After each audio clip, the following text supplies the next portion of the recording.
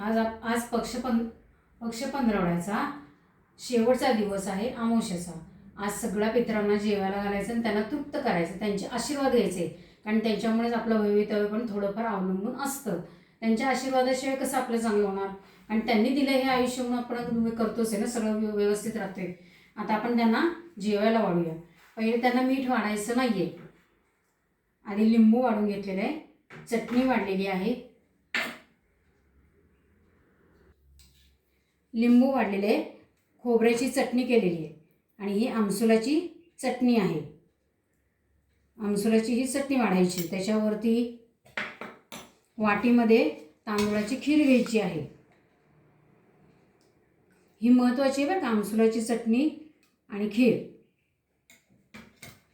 त्याच्यावरती आपण आळूच्या वड्या वाढायच्या राहिल्या. आपल्या आळूच्या वड्या ह्या बाजूला इकडे ठेवायच्या आहेत. आळूच्या वड्या, कारण वडा वडी सगळं वाढतात की नाही. आज वडा केला नाही पण वडी केलेली आहे आपण. त्याच्यानंतर आमटी पण घ्यायची आहे.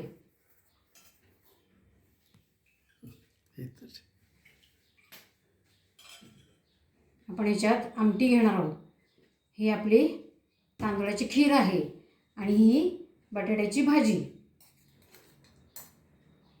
बटाट्याची भाजी मिक्स केली ना, गवार, कारलं, पावटा जे काही तुम्हाला हवे ते मिक्स भाज्या करायच्या असतात. कारण 5-6 भाज्या असतात, सगळ्या मिक्स करायच्या म्हणजे मग व्यवस्थित होतात. आपण आता ह्या भाताच्या मुदी वाढलेल्या आहेत. एका भातावरती दही वाढायचं आहे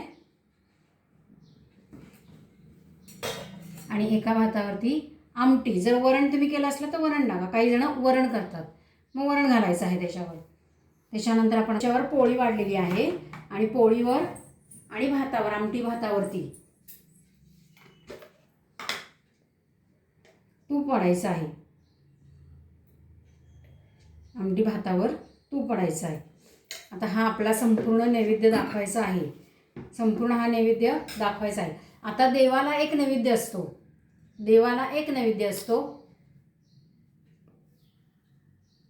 त्याच्यावरती तुळशीपत्र ठेवायचं आहे आणि हे नैवेद्य दाखवून घ्यायचं आहे.